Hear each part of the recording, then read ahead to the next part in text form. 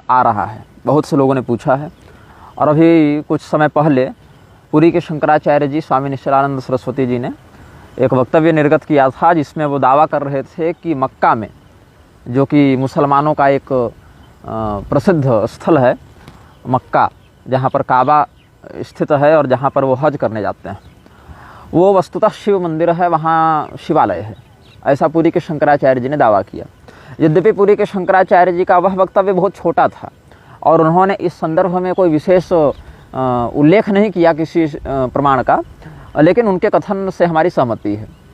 उनके शिष्य हैं और निजी परिकर हैं ऋषिकेश ब्रह्मचारी जी, उन्होंने भी इस विषय में बहुत बार बहुत स्थानों पर प्रत्यक्ष या परोक्ष रूप से कहा है। तो बहुत से लोगों ने हमसे प्रश्न किया कि इसमें क्या सत्यता है, क्या सच्चाई है और इसमें क्या प्रमाण है। तो बहुत व्यापकता से तो इस विषय पर उपलब्ध साहित्यों में कम ही मिलता है, मतलब बहुत व्यापकता से नहीं मिलता है, बहुत कम मिलता है, लेकिन जो मिलता है, जितना मिलता है वो ठोस मिलता है।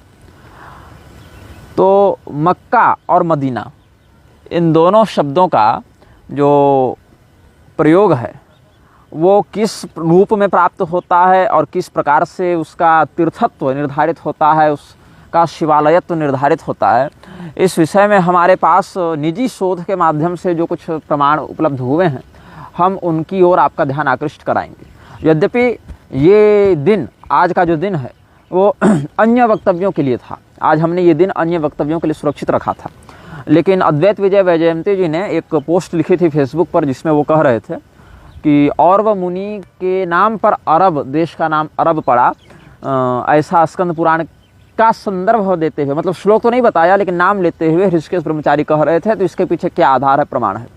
तो हमने वो पोस्ट देखी थी, तो हमने सोचा कि इस विषय पर, मक्केश्वर महादेव के विषय में कुछ बातें हम स्पष्ट करें। यद्यपि ऋषिकेश ब्रह्मचारी ने जो कहा है कि औरव मुनि के नाम पर अरब, देश का नाम अरब पड़ा, ये अपभ्रंशात्मक दृष्टि से तो सही है, किंतु इसका जो ठोस शब्द प्रमाण है वो थोड़ा शोध का विषय है। लेकिन मक्केश्वर महादेव की जहाँ तक बात है उस पर हम चिंतन करेंगे।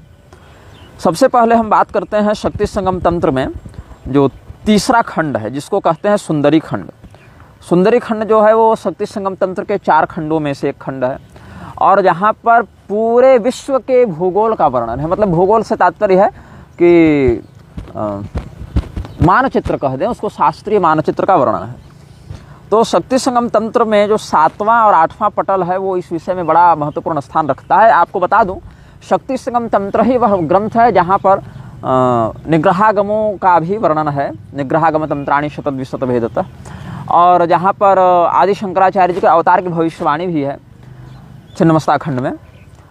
और सुंदरी खंड से मैं आपको बता रहा हूँ। तो पूरे भारत भूमि में, भारतवर्ष में कितने देश हैं, भारतवर्ष में जो छोटे छोटे देश हैं उनमें क्या सीमांकन व्यवस्था है, इस पर भी ध्यान दिया है शक्ति संगम तंत्र ने। तो यहाँ पर मक्का देश जो है उसका वर्णन आता है। जो आप तृतीय खंड है शक्ति संगम तंत्र का, उसमें देश व्यवस्था नियम है। वहाँ भगवान अक्षोभ्य रुद्र ने भगवती उग्रतारा को बताया है। 71वां श्लोक आप देखें, लंका प्रदेशमारभ्य मक्कांतम परमेश्वरी सैंधवाक्षो महादेश पर्वते तिष्ठति प्रिय। 56 देशों का इन्होंने वर्णन किया है भगवान महादेव ने, जिसमें अंतिम देश का नाम है सैंधव। तो सैंधव देश किसको कहते हैं? लंका जहाँ पर है वहाँ से प्रारंभ करके जहाँ पर मक्का है वहाँ तक के क्षेत्र को सैंधव देश कहते हैं। तो लंका प्रदेशम आरभ्य मक्कांतम परमेश्वरी सैंधवाक्षो महादेश पर्वते तिष्ठति प्रिय, और वो क्षेत्र पर्वतों से घिरा हुआ है। तो लंका से लेकर मक्का तक जितने पर्वतीय क्षेत्र हैं वो एक प्रकार से सैंधव देश के अंतर्गत आ जाएंगे, सिंधु भाग के अंतर्गत आ जाएंगे। अब प्रस्थों का वर्णन है। इस भूमंडल में 5 प्रस्थों की बात है। 5 प्रस्थ कौन कौन है भगवान बताते हैं 8वें पटल में। इंद्रप्रस्थ, यमप्रस्थ, वरुणप्रस्थ, कूर्मप्रस्थ और देवप्रस्थ। ये विषय थोड़ा बड़ा है और ये विषय बोलने का नहीं है, ये चित्रांकन का विषय है। मतलब मेरे पास कुछ ग्राफिक्स की व्यवस्था होती, कुछ प्रोजेक्टर इत्यादि होता तो मैं उसमें आपको सीमांकन करके बताता मैप में, लेकिन आपको मैं एक सांकेतिक रूप से बता दूं। 5 प्रस्थों की जहाँ तक बात है, इंद्रप्रस्थ जो है वो बीच में है। इंद्रप्रस्थ के पूर्व भाग में मथुरा है, इंद्रप्रस्थ के पश्चिम भाग में द्वारिका है। इंद्रप्रस्थ जो है वो मध्य सिंहासन था पांडवों का, जो मुख्य गद्दी थी, जो इसको प्राइम सीट कहते हैं आजकल की भाषा में, वो इंद्रप्रस्थ। इंद्रप्रस्थ से पश्चिम दिशा में वरुणप्रस्थ है। इंद्रप्रस्थ से पूर्व दिशा में देवप्रस्थ है। देवप्रस्थ का सीमांकन कहाँ पर होता है, देवप्रस्थ समाप्त कहाँ पर होता है, तो कहते हैं पूर्वे जगन्नाथ। पूर्व दिशा में भगवान जगन्नाथ जहाँ स्थित हैं वो देवप्रस्थ का भूगत सीमा भाग है, मतलब वहाँ पर वो समाप्त हो रहा है देवप्रस्थ भाग। फिर इंद्रप्रस्थ से दक्षिण दिशा में यमप्रस्थ है। दक्षिण दिशा के स्वामी यमराज हैं भी, तो यमराज जो है वो दक्षिण दिशा के स्वामी हैं, इसीलिए उनको यमप्रस्थ कहा जाता है। वहाँ पर जैसे आप इंद्रप्रस्थ से दक्षिण दिशा की ओर चले जाएंगे, तो जैसे आप इंद्रप्रस्थ दिल्ली मान लीजिए, अब दक्षिण दिशा की ओर आप बढ़ेंगे, तमिलनाडु की ओर आप बढ़ेंगे, तो आपको एक पूर्वी तट भी मिलेगा, एक पश्चिमी तट भी मिलेगा। गुजरात, राजस्थान, महाराष्ट्र ये सब होते हुए अगर आप जाएंगे तो आपको पश्चिम दिशा का आश्रय लेकर दक्षिण की ओर बढ़ना पड़ेगा। और यदि आप बंगाल, उड़ीसा ये सब होते जा रहे हैं, आंध्र होते हुए जा रहे हैं, तो आपको पूर्व दिशा का आश्रय लेकर आगे बढ़ना पड़ेगा। मतलब इंद्रप्रस्थ से दक्षिण दिशा की ओर जाने में आप पूर्वी दिशा के छोर का भी आश्रय ले सकते हैं और पश्चिमी दिशा के छोर का भी आश्रय ले सकते हैं। तो यदि आप पूर्व दिशा का आश्रय लेकर जाएंगे तो सप्तशृंग पर्वत आदि के माध्यम से आप आगे बढ़ेंगे। इंद्रप्रस्थ से बिल्कुल पूर्व में देवप्रस्थ है, और दक्षिण दिशा की ओर जाएंगे तो जहाँ वेंकटेश भगवान है, वेंकटेशस्तु दक्षिणे, है ना, वेंकटेश भगवान है दक्षिण में ना, तो सप्तशृंगी होकर जाएंगे तो पूर्व दिशा का आश्रय लेकर जाएंगे, और सोमेश्वर होकर, सोमेश्वर मतलब सोमनाथ होकर जाएंगे तो पश्चिम दिशा का आश्रय लेकर आपको आगे बढ़ना पड़ेगा। ये बात हो गई। और इंद्रप्रस्थ से उत्तर दिशा में कूर्मप्रस्थ, तो ये सब बातें हैं। ततः पूर्वे जगन्नाथ प्राप्ते कविपतिर भवेत। अब हम मुख्य जो हमारा मक्का का विषय है उस पर आते हैं, वो वारुण प्रस्थ में आता है। वरुण देवता की दिशा क्या है, बोले पश्चिम। जब आप दिक्पाल विभाजन देखेंगे शास्त्रों में तो वरुण देवता किस दिशा के दिक्पाल हैं, वो पश्चिम दिशा के दिक्पाल हैं। और इंद्रप्रस्थ से पश्चिम दिशा में कौन सा देश है, सैंधव देश है, सिंधु देश है। और सिंधु देश के आगे बढ़ते जाएंगे तो सिंधु की सीमा कहाँ पर पूरी हो रही है, तो हमने आपको अभी बताया है कि लंका प्रदेश में आरभ्य मक्कांतम परमेश्वरी, लंका से लेके और मक्का तक जाने में जितना भी क्षेत्र पड़ रहा है आपको, वो सिंधु के अधिकार में आता है। पर्वत क्षेत्र तो विशेष करके सिंधु के अधिकार में आता है, सैंधव देश कहलाता है। तो वहाँ पर मक्का में है कौन, जैसे सोमनाथ भगवान, सोमेश्वर पश्चिमायाम सप्तशृंगी तो पूर्वगा, मायापुरम वाम भागे वेंकटेशस्तु दक्षिणे। जैसा कि हमने आपको बताया, इंद्रप्रस्थ से आप दक्षिण दिशा की ओर वेंकटेश भगवान की ओर बढ़ेंगे तो पश्चिम दिशा का तट लेकर बढ़ेंगे तो सोमनाथ भगवान दिखेंगे, और पूर्व दिशा का तट लेकर बढ़ेंगे तो जगन्नाथ के आगे सप्तशृंगी का दर्शन होगा। ये हमने बताया। तो आपको यहाँ पर यह समझना चाहिए कि वारुण देश जो है, वारुण प्रस्थ जो है वो मक्का तक जाएगा, सिंधु का वहीं अंत हो रहा है, तो मक्का तक जाएगा। तो वो मक्का में कौन बैठे हैं, जैसे सोमेश्वर भगवान, सोमनाथ भगवान गुजरात में बैठे हैं पूर्व पश्चिम दिशा के छोर में, वैसे एकदम पश्चिमांत दिगंत भाग में मक्केश्वर भगवान बैठे हैं। और उत्तर में हिंगलाज भवानी है, हिंगलाज भवानी है ना उत्तर दिशा में। अब तो भारत की वर्तमान राजनीतिक सीमा से बाहर चली गई, लेकिन शास्त्रीय सीमा में तो है ही। तो वारुणाक्षम तथा देवी कथ्यते शृणु सांप्रतम मक्केश्वर पश्चिमायाम उत्तरे हिंगुला भवेत। तो शक्ति संगम तंत्र जैसे प्रामाणिक ग्रंथ में, प्रधान ग्रंथ में मक्का का नाम, मक्का की सीमा और मक्का में बैठे मक्केश्वर महादेव का वर्णन प्राप्त हो गया। तो ये हमने आपको बताया। कहाँ से, शक्ति संगम तंत्र के सुंदरी खंड के 7वें और 8वें पटल का आश्रय लेकर। अब हम आगे आते हैं, जो आज से लगभग 100 वर्ष पूर्व प्रकाशित हुआ था, हरिहर महात्म्य कहते हैं उसको, हरिहर क्षेत्र महात्म्य। हरिहर क्षेत्र महात्म्य जो है प्रभु नारायण मिश्र जी ने प्रकाशित करवाया था, गया के विद्वान थे वो।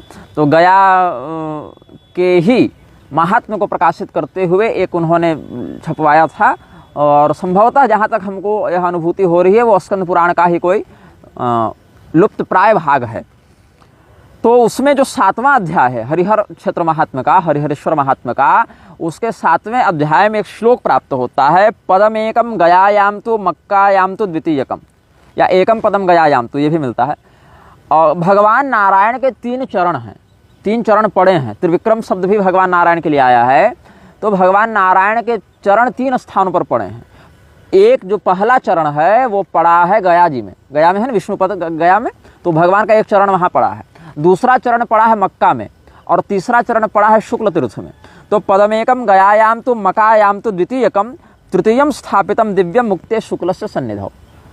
तो अब ये शुक्ल क्या है, इस पर मतभेद है। शुक्ल तीर्थ से हम किस स्थान का परिचय प्राप्त करें, इस पर थोड़ा मतभेद है, क्योंकि शुक्ल तीर्थ जो है वो बद्रीनाथ क्षेत्र को भी कहा जा सकता है, क्योंकि शुक्ल जो है वो भगवान नारायण का एक पर्याय शब्द है। और भगवान नारायण जो है बद्री नारायण में निवास करते हैं। भारतवर्ष के अंतर्गत जो देवर्षि नारद प्रधान वैष्णव स्वरूप की आराधना करते हैं, जो आपको देवी भागवत में भी मिलेगा, श्रीमद् भागवत के पंचम स्कंद में भी मिलेगा। तो भगवान बद्री नारायण की आराधना कौन करते हैं, नर नारायण की आराधना कौन करते हैं, देवर्षि नारद करते हैं। इसीलिए शुक्ल तीर्थ जो है वो बद्रीनाथ है, ऐसा भी कुछ लोग मानते हैं। और कुछ लोग यह मानते हैं कि वह शुक्ल तीर्थ जो है वो गुजरात में है। शुक्ल तीर्थ जो है वो भृगु कच्छ में है। भृगु कच्छ कहाँ है, भड़ौच में। भृगु कच्छ ही वह स्थान है जहाँ पर राजा बलि यज्ञ कर रहे थे। भृगु कच्छ ही वह स्थान है जहाँ पर राजा बलि को भगवान वामन ने कृतार्थ किया है। और भगवान वामन ही वह अवतार हैं जो 3 पगों में ब्रह्मांड नापे थे। तो 3 पगों में से जब वो पृथ्वी पर स्थित हुए तो एक पग उन्होंने गया जी में रखा, एक पग उन्होंने मक्का में रखा, और तीसरा पग कहाँ रखा, तो कहते हैं पदम तृतीयम कुरुशीर्ष्ण में निजम। राजा बलि ने यह कहा कि तीसरा चरण आप मेरे माथे पर रखें। तो राजा बलि के माथे पर जब भगवान ने तीसरा चरण रखा तो राजा बलि उस समय कहाँ थे, राजा बलि उस समय भरूच में भृगु कच्छ में बैठकर यज्ञ कर रहे थे। तो इसीलिए शुक्ल तीर्थ जो है, जो तीसरा चरण जहाँ पर रखा भगवान ने, वो भरूच में है, गुजरात में है। वो उस भृगु कच्छ क्षेत्र में आता है जो नर्मदा जी के तट पर है, जहाँ नर्मदा जी के उत्तर तट पर राजा बलि यज्ञ भी कर रहे थे, ऐसा भागवत महापुराण में वर्णन है। तो ये शुक्ल तीर्थ कहाँ है, इस पर नर्मदा के उत्तर तट का भी वर्णन शास्त्र में मिलता है, जहाँ राजा बलि यज्ञ कर रहे थे। और कुछ लोग शुक्ल शब्द से भगवान नारायण का अर्थ लगाते हुए भारतवर्ष में देवर्षि नारद बद्रीनाथ की आराधना करते हैं, नर नारायण भगवान की, ऐसा मानकर लाक्षणिक भाव लगाते हुए बद्रीनाथ को ही मानते हैं। लेकिन शुक्ल तीर्थ का जो गुजरात वाला जो मत है वो मुझे ज़्यादा प्रशस्त लगता है। तो इस प्रकार से भगवान नारायण के चरण 3 स्थानों पर पड़े। पदमेकम गयायाम तो मकायाम तो द्वितीयकम तृतीयम स्थापितम दिव्यम मुक्त्यै शुक्ल से सन्निधौ। तो ये 3 चरण की बात हो गई। ये हरिहरेश्वर महात्म्य का है। अब इसमें मक्का की हम बात करते हैं। तो मक्का जो है वो रेगिस्तानी क्षेत्र है, और उस क्षेत्र का वर्णन भविष्य पुराण में जहाँ पर आया है, जहाँ पर पैगंबर वाला वर्णन है, तो राजा भोज का जहाँ पर चरित्र है, भोजराज ने भगवान महादेव का दर्शन किया है। कहाँ पर, मक्केश्वर महादेव का दर्शन किया, उनको प्रणाम किया, और उनको प्रणाम करके कहते हैं नमस्ते गिरिजानाथ मरुस्थल निवासी ने, हे मरुस्थल में निवास करने वाले गिरिजापति महादेव जी, आपको मैं प्रणाम करता हूँ। तो इससे मक्का, मक्केश्वर महादेव और उनका हमारे राजाओं के द्वारा, आचार्यों के द्वारा महादेव जी के रूप में पूजन शास्त्रोक्त प्रमाणों से प्राप्त हो जाता है। अब इसके बाद 2 प्रमाण हम आपको और देंगे। ये शिवार्चन वहाँ कब से प्रारंभ हुआ और वहाँ पर मक्का नामक नगरी की स्थापना किसने की। तो मदीना का वास्तविक नाम है मेधिना। मेध शब्द है मेधिना। मेध कहते हैं पवित्र को, जो पवित्र हो, देवता के लिए जिसका विनियोग किया जा सके, वो मेध तत्व है, मेध्य तत्व है। तो मेधिना शब्द जो है उस पुरी का नाम है, जिसको अब अपभ्रंश में मदीना कहा जाने लगा है। तो क्या हुआ, चेदी विद्रोह समये रिपुंजयस्य वंशजः सिंधोः पाश्चात्य देशे तो मक्कायाम कृतवान पुरी। जब चेदी राष्ट्र में, पांडवों के बाद की बात है, चेदी राष्ट्र में जब विद्रोह हुआ था, चेदी महाजनपद था ना, तो वहाँ जब विद्रोह हुआ तो रिपुंजय का जो वंशज था वो सब वहाँ से भाग गए, और वो सब चले गए पश्चिम दिशा की ओर पलायन कर गए। तो जैसा कि शक्ति संगम तंत्र के आधार पर हम बता चुके हैं कि मक्का तक जो है वो सिंधु क्षेत्र है, तो एकदम बिल्कुल पश्चिम सीमा पड़ गई। मक्का नगरी जो है वो सिंधु प्रांत की एकदम पश्चिमांत सीमा पड़ गई, एकदम western most part of Sindhu प्रांत। तो चेदी विद्रोह समय रिपुंजयस्य वंशज, ये लघु भारत से बता रहा हूँ, जिसका संदर्भ RN शाह ने दिया है आपको, लगभग आज से 95-96 वर्ष पहले वो प्रकाशित हुई थी पुस्तक, उसमें उन्होंने दिया है। चेदी विद्रोह समय रिपुंजयस्य वंशजः सिंधो पाश्चात्य देशे तो मक्कायाम कृतवान पुरीम। जब वो चेदी देश से भागे हैं तो मक्का में जाकर उन्होंने अपनी नगरी बनाई है। स एव मक्का नगरे शैव धर्म मची चलत। मक्का नगर में शिव धर्म का, शैव मत का उन्होंने स्थापन किया। ततो बभुव विपुला मक्केश्वर शिवार्चना। उसी समय से मक्का नगरी में भगवान महादेव की आराधना प्रारंभ हो गई। मतलब ये हम समझते हैं पांडवों के 300-400-500 साल के अंदर की ही बात है, पांडवों के जाने के बाद से 300-500 साल की बात है। ततो बभूव विपुला मक्केश्वर शिवार्चना यत्र पांडव वंशानाम पुरासीत मेधिनापुरी। उस क्षेत्र में ही पांडवों के वंशजों के द्वारा मेधिनापुरी की स्थापना की गई थी, जो कालांतर में विलुप्त हो गई थी। बाद में मक्का और मेधिना का उन्होंने जीर्णोद्धार करवाया था रिपुंजय के वंशजों ने। तत्र राजा शिशुनागो रिपुंजय कुलोद्भव। वहाँ पर रिपुंजय के कुल में उत्पन्न शिशुनाग नाम के राजा मदीना के शासक थे। वैसा लघु भारत का वचन है। चेदि विद्रोह समये रिपुंजयस्य वंशजः सिंधो पाश्चात्य देशे तो मक्कायां कृतवान् पुरीं स एव मक्का नगरे शैव धर्ममचीचलत्। ततो बभूव विपुला मक्केश्वर शिवार्चना यत्र पांडव वंशानां पुरासीत मेधिनापुरी तत्र राजा शिशुनागो रिपुंजय कुलोद्भव। अच्छा, एक लक्ष्मीपति जी की रचना है जिसको अब्दुल्ला चरितम कहते हैं। अब हालांकि मैं ऐसे काव्यों को प्रमाण नहीं मानता हूँ, और राजाओं के या बादशाहों की स्तुति में ऐसे लिखे हुए जो कहें काव्य वो अतिशयोक्ति से भरे होते हैं, चापलूसी से भरे होते हैं, ये भी सत्य है। किंतु आप अगर ये इतिहास इत्यादि पर थोड़ी रुचि रखते होंगे तो बहादुर शाह जफर जो प्रथम था उसका समकालीन भाव जो है, जब इधर अमर सिंह इत्यादि का शासन, अजित सिंह संभवतः ना, थोड़ा अमर सिंह अजित सिंह में मुझे भेद हो रहा है, उनका शासन था इधर राजस्थान वाले किसी प्रांत में। तो उस समय एक सैयद बंधु थे, 2 भाई थे सैयद करके, वो लोग बड़ा ये अधिकार रखते थे मुगल शासन पर। तो बहादुर शाह जफर प्रथम का जब निधन हुआ था तो ये लोग बड़े प्रभावी थे। तो अब्दुल्ला खान जो था उसमें से एक भाई था सैयद बंधु में से। तो अब्दुल्ला चरितम लिखी है लक्ष्मीपति जी ने। तो क्यों लिखा, कैसे लिखा, इससे मुझे मतलब नहीं है, और मैं इस प्रकार के काव्यों का समर्थन भी नहीं करता हूँ। जब भैया लिखना है भगवान के बारे में लिखो, भगवत भक्तों के बारे में लिखो, संतों के बारे में लिखो, ये सब क्या के बारे में लिखते हो। लेकिन चलो ठीक है, उन्होंने लिखा तो उनका भाव है। लेकिन वहाँ पर एक अंश हमें प्राप्त हुआ। तो ऐसे तो बहुत बड़ा काव्य है, लेकिन जो प्रधान अंश जो अपने काम का है वहाँ से मैं आपको बता रहा हूँ। वहाँ पर एक यवन सम्राट का और एक भारतीय सम्राट का संवाद है। और यवन सम्राट और भारतीय सम्राट का जो संवाद है उसमें यवन का जो राजा है यवनों का, वो बड़ा अच्छा व्यक्ति है। मतलब है तो म्लेच्छ ही, लेकिन उसका जो कथन है, उसका जो भाव है वो शास्त्रीय भाव है। तो मक्का का हमने आपको शास्त्रीय संदर्भ दे दिया, मक्केश्वर महादेव का शास्त्रीय संदर्भ दे दिया। तो यहाँ पर अच्छा, इसको बताने से पहले एक बात और बता दे रहा हूँ मैं आपको। इसको बताने से पहले एक अवधि नौकायन मीमांसा या अवधि नौयान मीमांसा जो है काशी शेष वेंकटाचल शास्त्री जी की, वो उसमें वो अवधि नौयान मीमांसा में एक वाक्य लिखे हैं जो मुझे प्राप्त हुआ था। उसको मैं पहले बोल दूँ, तब आपको बताऊँगा लक्ष्मीपति जी वाला विषय। उसमें कहते हैं पूर्व काल के जो दिग्विजयी चक्रवर्ती राजा होते थे, ऐसे उन्होंने विदेश पारगमन का यहाँ पर निषेध ही किया है, प्रायश्चित आदि भी बताया है। लेकिन यह कहा कि जो अभिषिक्त सम्राट इत्यादि होते थे वो सप्तद्वीपवती मेदिनी पर शासन करके जगह जगह पर चातुर्वर्ण व्यवस्था को स्थापित करके वहाँ पर देवालय इत्यादि स्थापना करते थे, और वहाँ पर ब्राह्मणों को जमींदारी इत्यादि देकर बसाते थे और उनसे भगवान का नित्य आराधन करवाते थे। उसी प्रकरण में जो मक्का वाला विषय है उसमें उन्होंने लिखा है कि मक्कायाम शिव मंदिरम पूजा दिशून्यमस्ति। मक्का में जो शिव मंदिर है वो पूजा रहित हो गया है। इन शब्दावलियों पर आप काशी शेष वेंकटाचल शास्त्री जी के शब्दों पर आप ध्यान दीजिएगा।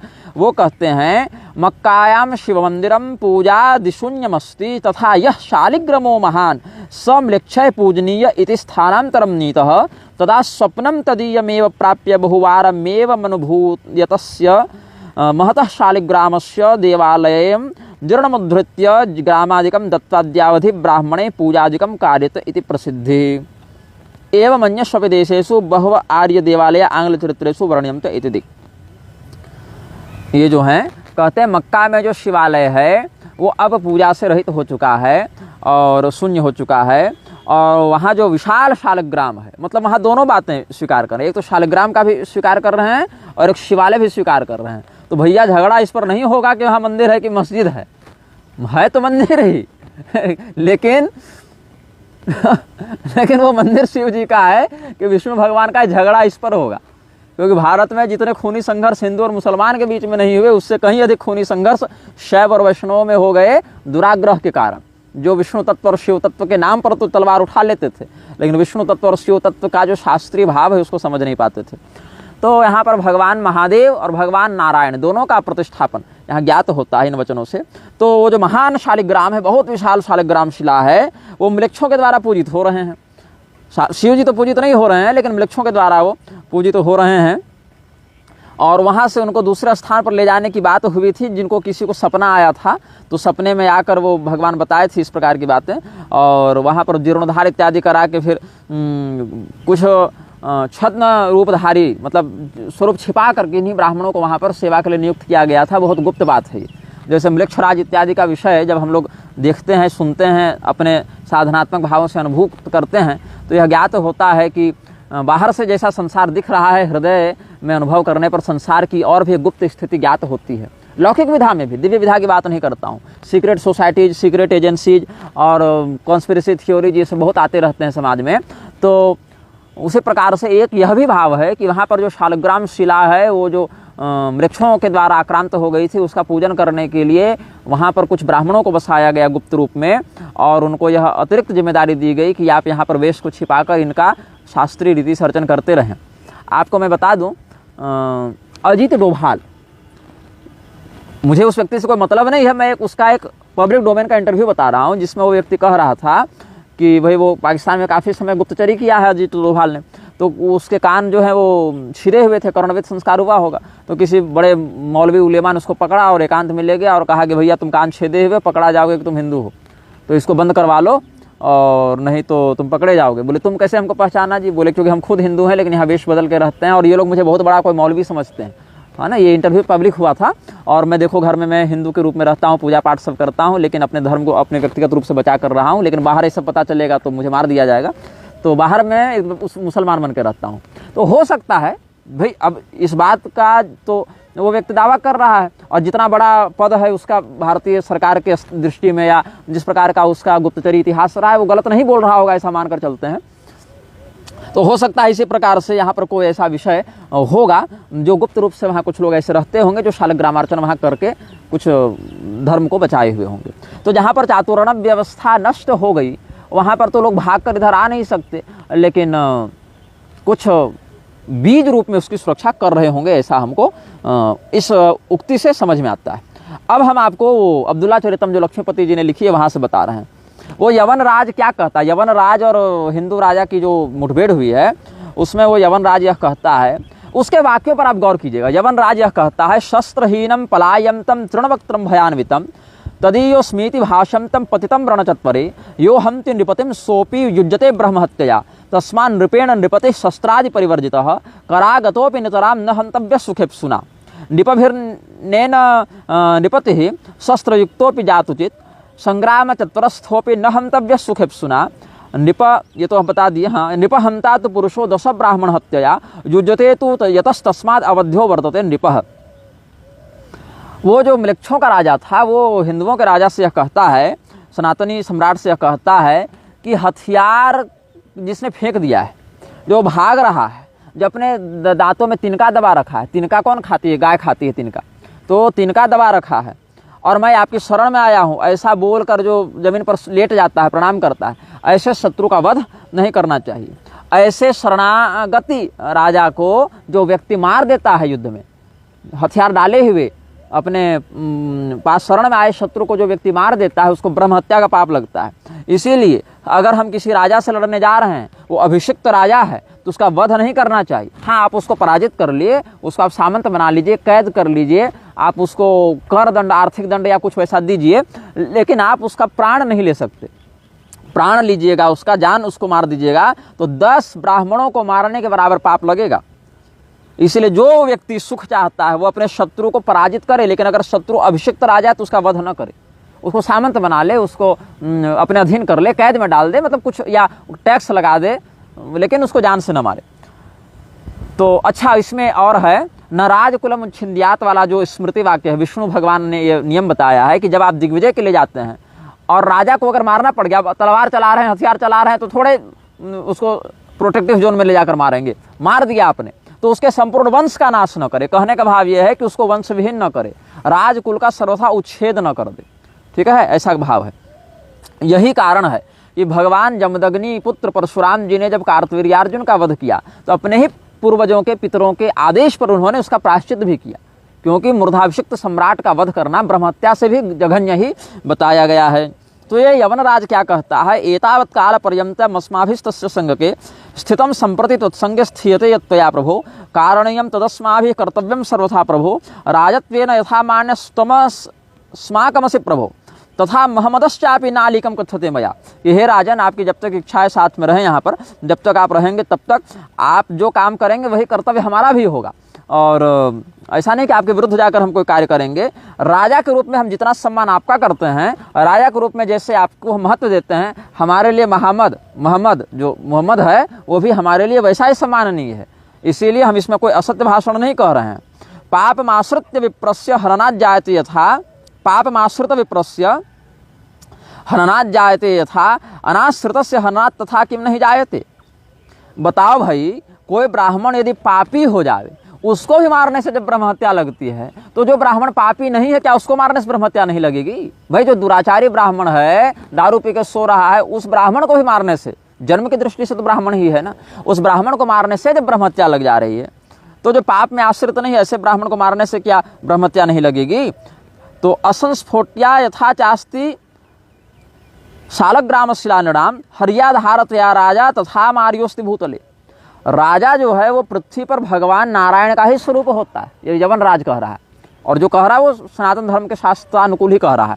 तो वो कहता है कि जिस प्रकार से शालग्राम शिला वो भगवान नारायण का साक्षात स्वरूप है, इसलिए आप उसको छेद नहीं सकते, शालग्राम शिला को तोड़ना खंडित करना निषिद्ध होता है, भगवान विष्णु की हत्या का पाप लगता है। वैसे ही राजा में भगवान नारायण प्रतिष्ठित होते हैं। जिस प्रकार से शालग्राम शिला भगवान नारायण का साक्षात विग्रह है, उसी प्रकार से राजा भी भगवान नारायण का ही अंश होता है, और भगवान नारायण का स्वरूप होने से जैसे शालग्राम शिला का छेदन करना निषिद्ध है, विष्णु हत्या का पाप लगता है, वैसे ही सर्वदेवमयो नृपः, सभी देवता राजा के अंदर वास करते हैं। सर्वदेवमयो विष्णु सर्वदेवमयो नृपः, या सर्वदेवमयो राजा सर्वदेवमयो हरि, ये सभी बातें शास्त्र में मिलते हैं। तो भगवान नारायण की प्रतिष्ठा राजा में होती है, इसलिए राजा का वध नहीं करना चाहिए। और यह जान लो कि हम लोग जो यवन राज के रूप में हैं, हमारे पास भी जो वैभव है, हमारे पास भी जो पराक्रम है, जो सेना है, जो ये सत्ता का बल है, ये भी हमारा थोड़ी है, ये भी भगवान विष्णु का ही है। क्योंकि भगवान विष्णु ने स्वयं क्या कहा है, गीता का यहाँ संदर्भ देता है वो यवन, कहता है यद्यद् विभूति मत सत्वं श्रीमदुर्जितमेव वा, यहाँ थोड़ा पाठ भेद है, तत्र तत्राव गच्छत्वं मम तेजोंस संभवम् इत्यादि वचनाद् यस्मिन्नुत्कर्षः किल दृश्यते सोऽपि विष्णु प्रभोज्ञेय राज्ञस्तत्वेन चित्रता। राजा के पास जो वैभव होता है, जो पराक्रम होता है, जो ऐश्वर्य होता है, वो उसका अपना नहीं होता, वो तो भगवान विष्णु का ही होता है। देखो बात है ना, कंस, अब इसीलिए जो लोग यह कहते हैं कि राजा मोदी है और मोदी को जो है सो सूतक नहीं लगेगा क्योंकि भगवान विष्णु का अंश है, बात ऐसी है कि राजा जो है भगवान विष्णु का अंश है, लेकिन वो अभिषिक्त राजा होना चाहिए। वो चुनाव के माध्यम से बना हुआ ये 5 वर्षीय नेता मंत्री नहीं होना चाहिए। और वो राजा जो है वो असुरों का भी जो राजा था, हालांकि कंस इत्यादि में, जरासंध में, शिशुपाल में जो राजाभिषेक की वृत्ति थी, वहाँ पर भगवान विष्णु की मांत्रिक प्रतिष्ठा होने के बाद भी वो आसुरी तत्व से युक्त थे। राजा जो है वो एक पद है, एक अधिकार है, एक सत्ता है, उसको बनने की, उसके अभिषेक की एक निश्चित विधि होती है। और वहाँ पर जो मंत्र हैं देवताओं के, वो तो वही लगेंगे। जैसे राजा बलि यज्ञ कर रहे हैं, तो यज्ञ में क्या वो जो आहुति दे रहे हैं वो देवताओं को ही तो प्राप्त हो रही है ना। रावण और ये सब जो मेघनाद इत्यादि जो यज्ञ करते थे, वहाँ क्या वेद के मंत्रों को बदल देंगे? जब आप बताइए, जब राजा बलि को युद्ध कराने के लिए कवच धारण करवाते हैं शुक्राचार्य जी, तो मंत्र क्या पढ़ते हैं? मर्माणिते वर्मणाच्छादयामि, यही सब मंत्र पढ़ते हैं उसके शरीर रक्षा करने के लिए। तो वहाँ शरीर रक्षा करने के लिए जो मर्माणिते वर्मणा इत्यादि पढ़ रहे हैं, उस सूक्त का देवता कौन है? उस मंत्र का फल प्रदाता कौन है? यही इंद्रादि देवता, वरुणादि देवता ही तो हैं, चंद्रमा इत्यादि ही तो हैं। तो उन्हीं से लड़ने के लिए उन्हीं के मंत्र से कवच बांध कर जा रहे हैं कि नहीं जा रहे हैं? लेकिन राजा बलि क्या देवता कहला गए? असुर ही कहलाएंगे, दैत्यराज ही कहलाएंगे। उनका पक्ष अधर्म का ही पक्ष कहलाएगा उस समय। उसी प्रकार से कंस, रावण, शिशुपाल आदि में जो राजतत्व विद्यमान है, वो ऐश्वर्य दृष्टि से तो भगवान विष्णु का ही अंश है, लेकिन क्रिया दृष्टि से उसमें आसुरी तत्व का संयोग है। यही कारण है कि राजा वेन में असुरों का ही भाव था, कालुष्य ही था, पाप का वास था। लेकिन जब समझाने गए ऋषि महर्षि, तो उनको विष्णु तत्व से तुम युक्त हो, इसीलिए तुम्हारा कर्तव्य है, ऐसा कहकर सर्वदेवमयो नृपः का ही वहाँ पर उदाहरण दिया है। तो यही भाव यहाँ समझना चाहिए।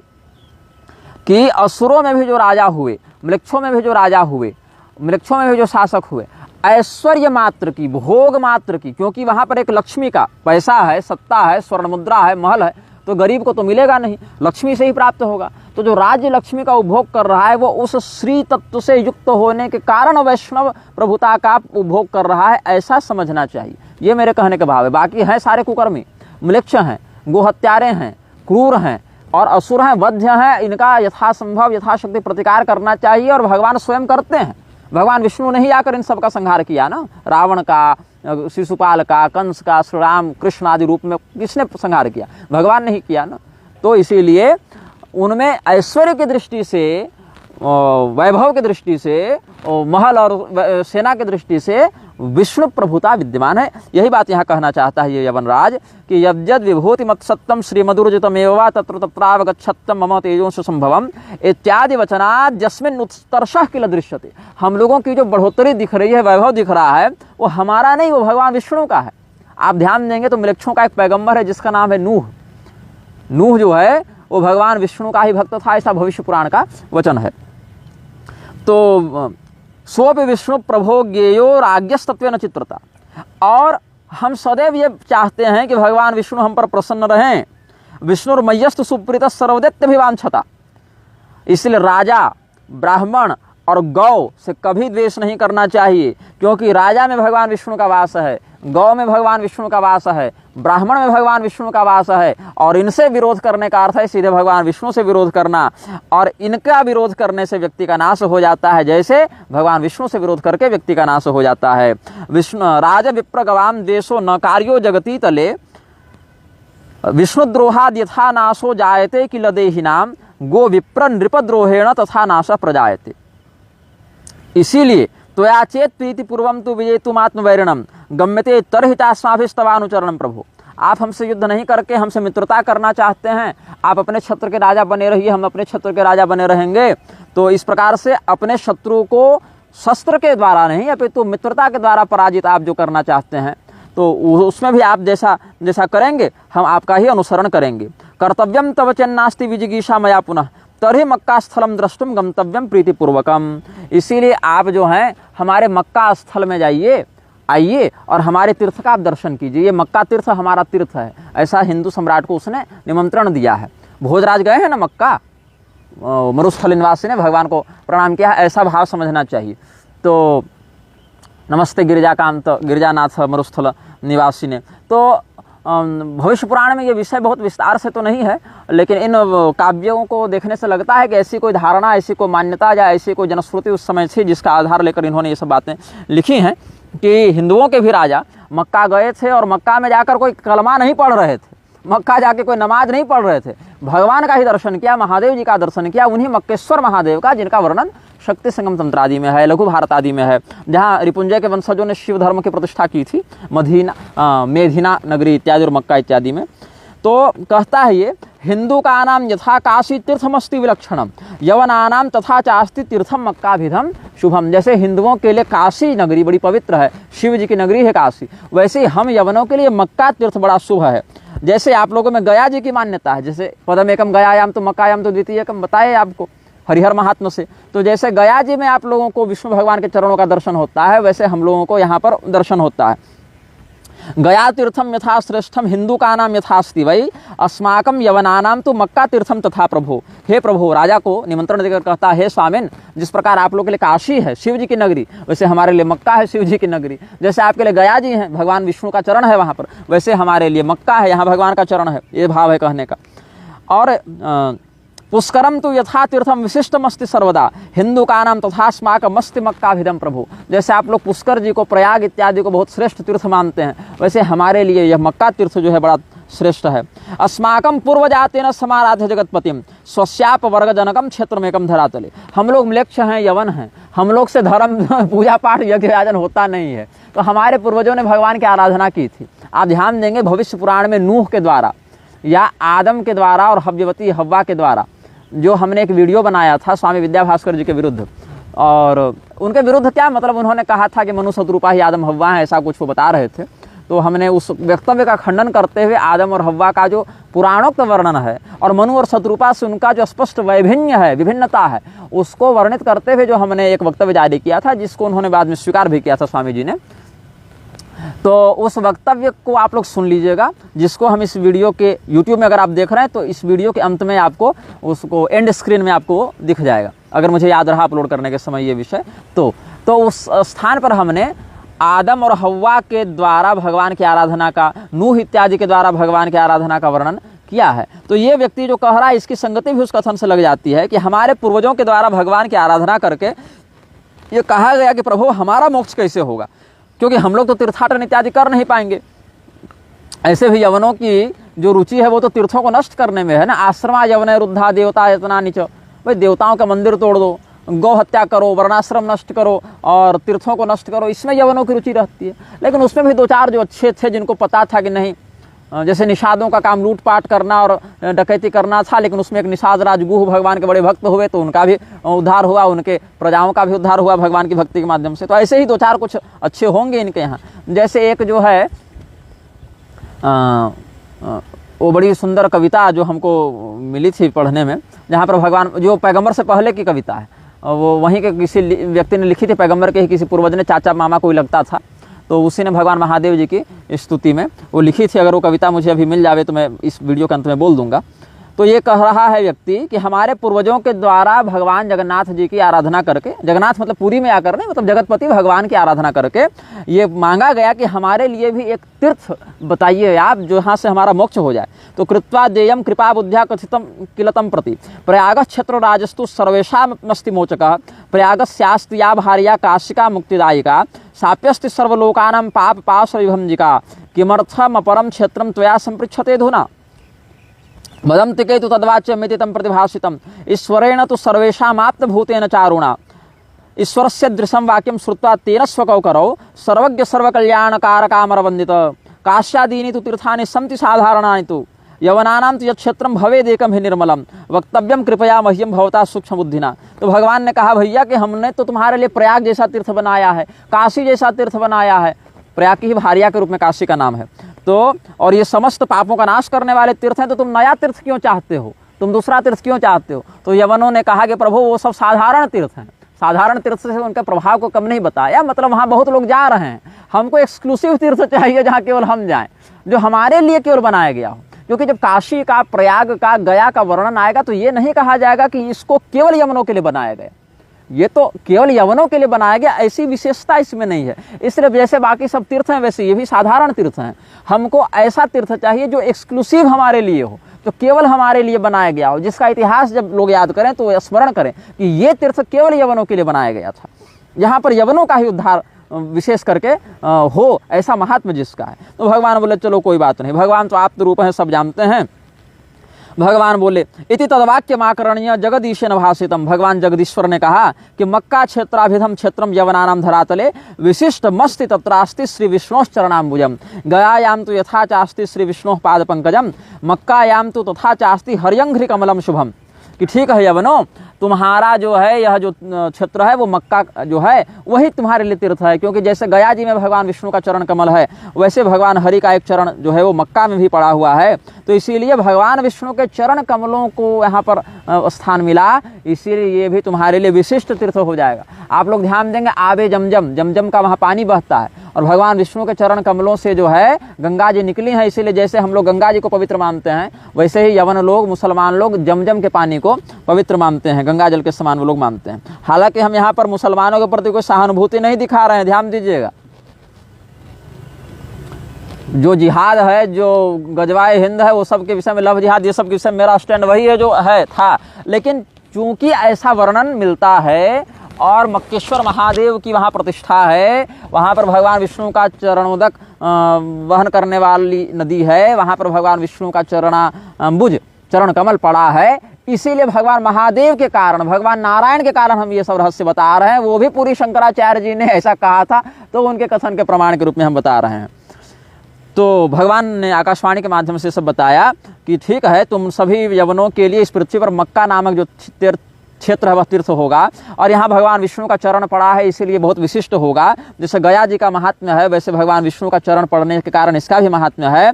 दानम यागो व्रतम वेदाध्ययनम च तपो जपः यथा समझायते काश्याम अक्षयम तो तथान्वहम्। जैसे काशी जी में दान करने से, यज्ञ करने से, व्रत करने से, जप करने से, वेद पाठ इत्यादि करने से अक्षय फल मिलता है, वैसे काशी जैसे विश्वनाथ जी के, विश्वेश्वर भगवान के सानिध्य में ऐसा अक्षय फल देती है, वैसे मक्केश्वर महादेव के सानिध्य में यहाँ भी दान व्रत इत्यादि का विशेष महत्व है, अक्षय फल है। इसलिए देखिए जो जोल्हा यहाँ रोज बैठ के गाय खाएगा ना, और जो मुसलमान यहाँ जो है सो खाली मर्डर करने का सोचेगा, सरतन से जुदा का नारा लगाएगा, वो वहाँ जाके मच्छर मक्खी नहीं मारेगा, बिना सिलाया कपड़ा पहन लेगा सफ़ेद सफ़ेद, और सब जो है सो एकदम साधुए बन जाता है वहाँ जाके।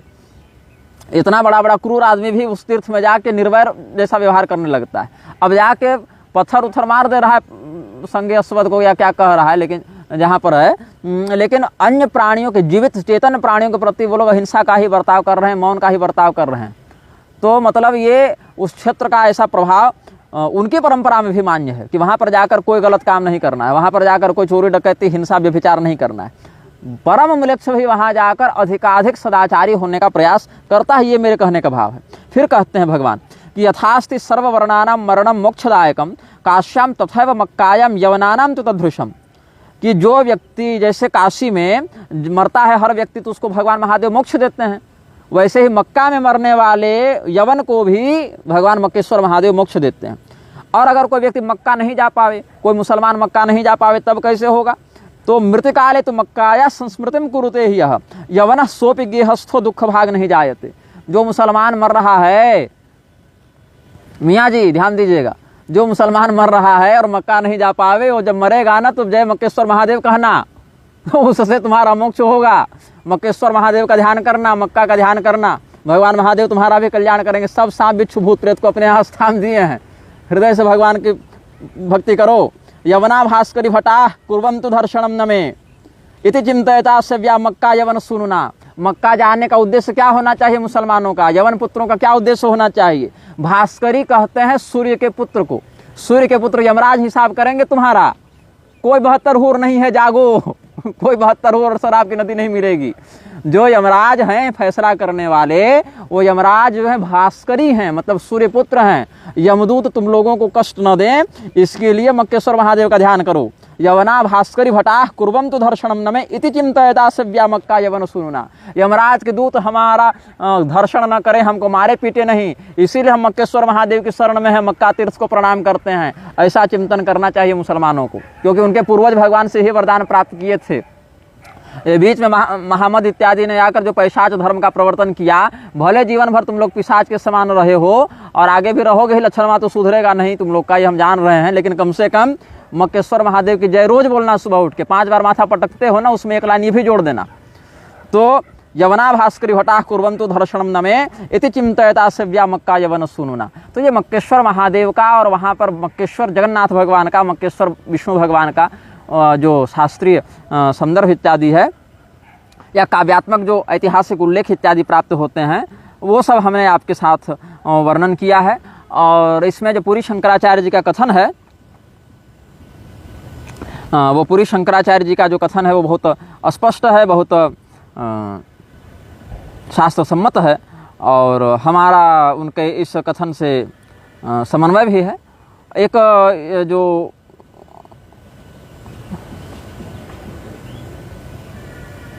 कविता थी जो मैं कह रहा था, उसका एक शिलालेख के रूप में, कहीं शिलापट के रूप में प्राप्त हुआ था हमको, चित्र के रूप में, वो हम आपको जरा बता ही दे रहे हैं। शेरुल ओकुल नाम की कोई सुप्रसिद्ध कविता है जो लवी बिन ए अरबतव बिन ए तुरफा ने लिखा है। उसमें वो कहते हैं, आया मुबारेकल अरज मुशయ్యే नोहा मीनार हिंदे व अराद कल्लाह मज्जो नज्जे जिकरतुन वह लवज जली यतुन ऐनाने सहवी अरवे अतुन जिकरा वहा जेही योनज्जेलुर रसूल मिनल हिंदतुन यकूनु नल्लाह या अहलाल अरज आलमीन फुल्लहुम फत्ते बेउ जिकरतुल वेद हुक्कुन मालन यो नज्वेलतुन वहोबा आल मुस्साल वल यजुर मिनल्लाहे तनजीलन फ़े नोमा या अरवियो मुत्तवन यो वसीर यो न जातुन यही सनयन हुमारिक अतर नासेहीन का अब खुबातुन व असनात अला ओढ़न व होवा मश ए रतुन। अब चूँकि परम म्लेच्छ भाषा का हमने उच्चारण किया है तो मैं सूर्य दर्शन पूर्वक इसका प्रायश्चित करता हूँ, लेकिन मुझे अरबी आती नहीं है, तो इस शब्दांश में अगर कुछ तलफ़ुज़ कहते हैं आप लोग, जो उच्चारण है उसमें अगर कुछ त्रुटि हो तो वो निरस्त करेंगे। और चूँकि इसका अर्थ मुझे नहीं पता है तो जो अर्थ मुझे प्राप्त हुआ है वही मैं बताऊंगा। हो सकता है वो अर्थ गलत हो या सही हो, मुझे उससे मतलब नहीं है, क्योंकि मुझे पता ही नहीं है तो क्या बताऊंगा इस विषय में। लेकिन ये जो अंश प्राप्त हुआ है ये बहुत स्थानों से मुझे मिला है।